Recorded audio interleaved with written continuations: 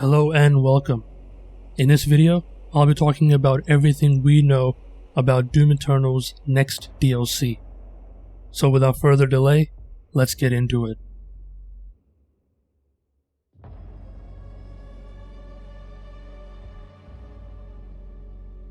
Now the first thing that we know about this DLC is that it will have Escalation Encounters. These are effectively like the gore nests in Doom 2016 or the secret encounters in the DLC and the base campaign. Hugo said that there will be one per level, with the first one being pretty easy and straightforward, probably to get you acquainted with exactly how they work. I'm guessing they're probably compulsory, but the ones after the first one are going to ramp up significantly in difficulty, where only the A and the S tier players will be able to complete them.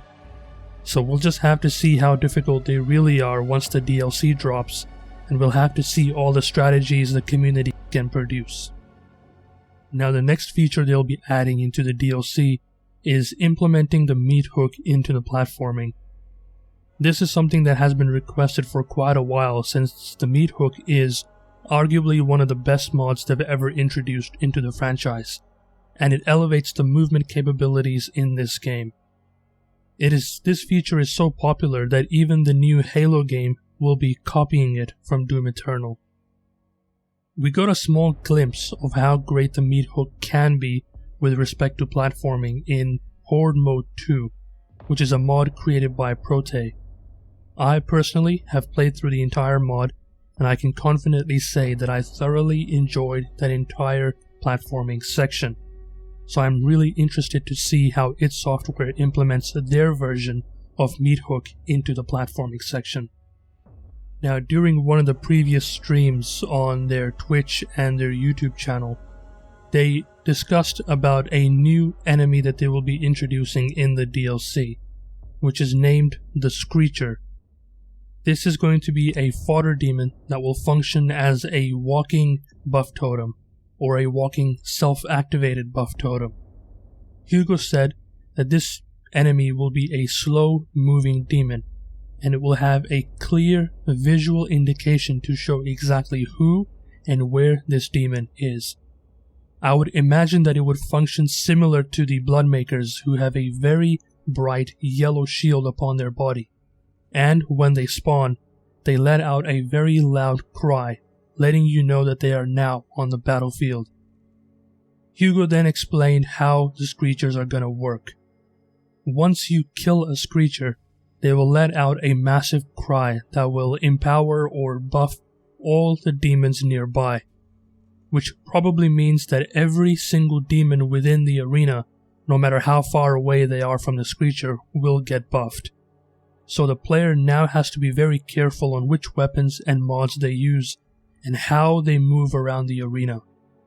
And the basic strategy would be to lead all the fast-moving and aggressive demons away from this slow-moving Screecher. In the most recent livestream by Hugo Martin and Joshua Boyle, they released the information on another new enemy that they will be introducing in the DLC, and this one is named the Stone Imp. These enemies are meant to be as tough or slightly tougher than a Prowler.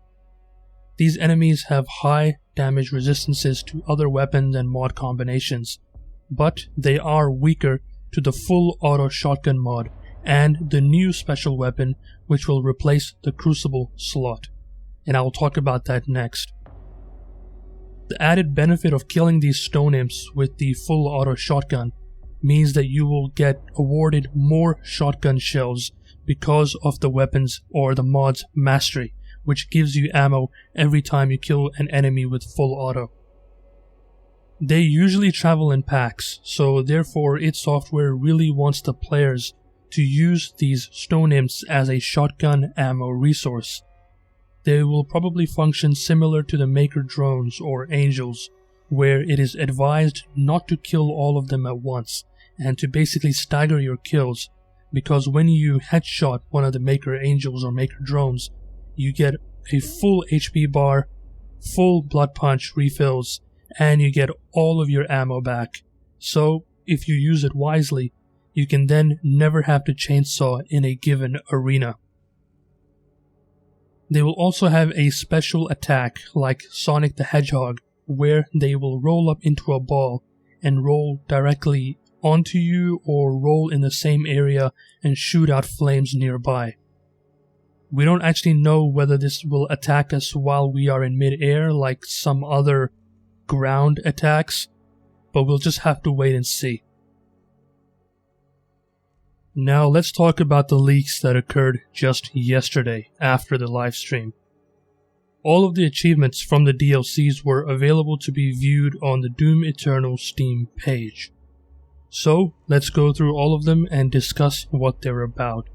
And I'll be presenting some theories on how the DLC will play out, lore-wise and possibly gameplay-wise.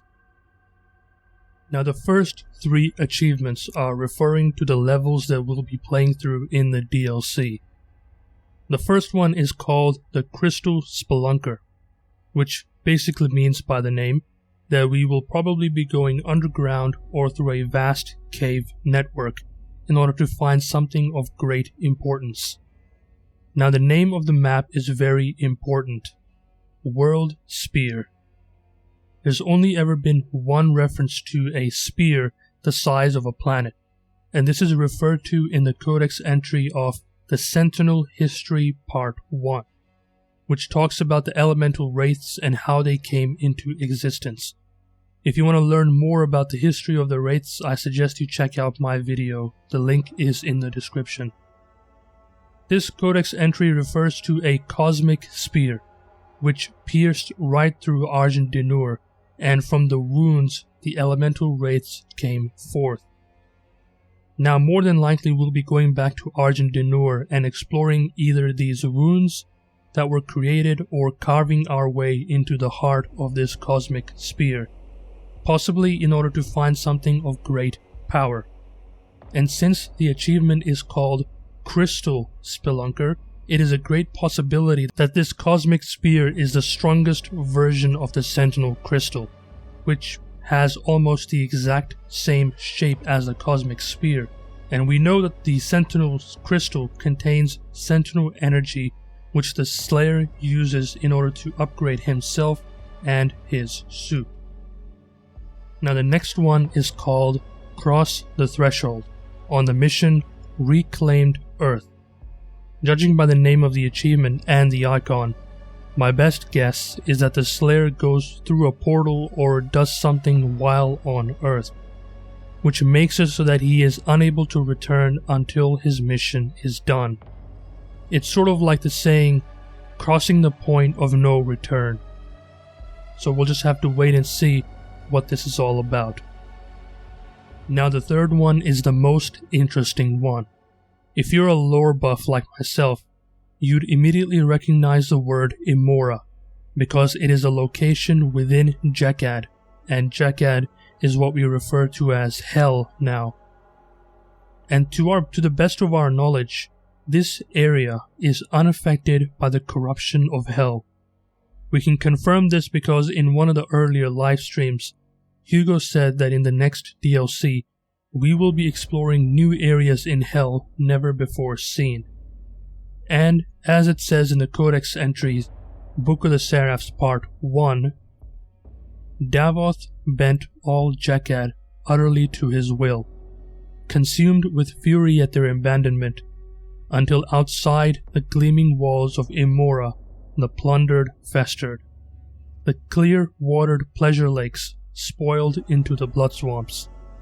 The palace of groans grew over the Ardentite gardens. The Father watched as Jekad fell into darkness. Judging by the name of the achievement, this location is probably the main source of power within Jekad, and the Slayer will then have to go through Hell to this area, and more than likely break the veil and destroy this last vestige of the original, uncorrupted Jekad. Now the next achievement is specifically for killing the Dark Lord. People were speculating that there will be 3 levels, and in the last level, possibly Imora, we'll be fighting the Dark Lord, and once complete, we will get 2 achievements. This would be similar to Tag Part 1 where we fought Sammer on the Holt. But looking at the metadata the community found, there are actually 4 levels. The last mission is called the Dark Lord. So it is safe to say that once Imura is complete, the Dark Lord will have his own mission all to himself. This is probably to give the player as much exposition on what is going to happen and how, and hopefully to really open up the lore of Doom in a way never done before. The next 2 achievements are very self-explanatory. One is to finish the DLC with 5 or more extra lives, which is exactly the same as in Tag Part 1. And the other achievement is about collecting all the codex entries, which again is also available in Tag Part 1. And now for the best achievement till last. It's called Tougher Than Nails, and it talks about acquiring all the upgrades for the Sentinel Hammer, which means that the new super weapon, which will be replacing the Crucible, is going to be a hammer. And since my name is Anvil and my aesthetic is all about the Forge, you can probably guess how happy I am in order to have a Warhammer as a weapon. Well, spoiler alert, I am very, very happy, even if it doesn't sound that way. A lot of people have speculated that it will probably be the Betrayer's Hammer, the 2-handed hammer. And as much as I would like to see that, I don't think that would be the case. I think this will be a 1-handed hammer similar to the Thor's Mjolnir in Marvel Comics, or an even better example that already exists within the game, in the form of the Marauder in Battle Mode. The Marauder in Battle Mode has his super shotgun in one hand and his Crucible axe in the other. He can throw the axe, which sticks to surfaces and explodes a second later, dealing damage around it. And if you get a direct hit, it does bonus damage to the Slayer. I think the hammer will function in a very similar manner, where if you hit an enemy directly, it will probably cause bonus damage, a big concussive shockwave faltering demons nearby, and the main demon that you hit will have a guaranteed falter, similar to the frag grenades. And by guaranteed falter, I mean that the enemies will falter no matter what state or animation they were in, or if they were faltered just previously. But I just want to remind you that what I've said about this hammer is pure conjecture. It's pure theory, but I am hoping that this is the case, or if they can come up with something better, I would love to see it. And that's all I have for this video. If you like the video, make sure to like it, and if you like the content that I make sure to subscribe. And let me know in the comments below what you are most interested in the next DLC. Or if you just want to comment something random, go for it, because all of these actions help my channel through the YouTube algorithm. And make sure to follow me on Twitch as well, which is where I'll be live streaming other games, like for example I've been live streaming Doom 3, and I've been having a fantastic time regaining my memories of my childhood. Anyways, thank you for watching, and I will see you in the next one.